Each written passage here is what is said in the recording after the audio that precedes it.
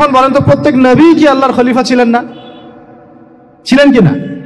প্রত্যেক নবী কি আল্লাহর বিধান দিয়ে বিচার ফয়সালা করেন নাই? মানুষের মাঝখানে ইনসাফ করেন নাই?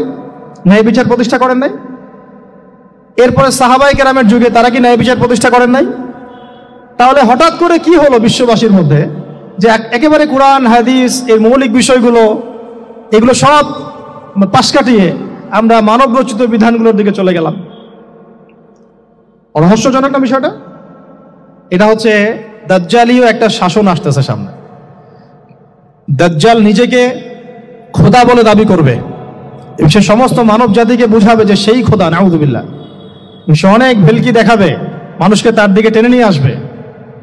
এমনকি সে এক হাতে জান্নাত এক হাতে জাহান্নাম নিয়ে ঘুরবে। নবীজি বলেছেন, যে তার জান্নাতে প্রবেশ করবে ওটাই তার জাহান্নাম, আর যে তার জাহান্নামে প্রবেশ করবে সেটাই হচ্ছে জান্নাত। তাহলে পুরো বিশ্ববাসীকে আল্লাহ থেকে দূরে সরিয়ে একটা গডলেস ওয়ার্ল্ডে রূপান্তরিত করার একটা তৎপরতা চলছে, লক্ষ্য করতেছেন না? এটা মূলত আপকামিং যে দাজ্জালীয় সভ্যতার ভবিষ্যৎবাণী নবীজি করেছেন, এই দিকেই ওয়ার্ল্ড যাচ্ছে আস্তে আস্তে আস্তে আস্তে ওই দিকে যাচ্ছে। তবে নবীজি এটাও বলেছেন সাল্লাল্লাহু আলাইহি ওয়াসাল্লাম যে আমার উম্মতের মধ্যে একটা তাইফা, একটা দল, কিছু মানুষ সব সময় হকের উপর অটল থাকবে ইনশাআল্লাহ, কিন্তু তাদের সংখ্যা হবে খুব কম। এখন আমাকে আপনারাই বলেন যে ওই হকের উপর অটল থাকতে হলে আমার সেই জ্ঞান লাগবে কি লাগবে না? বলেন।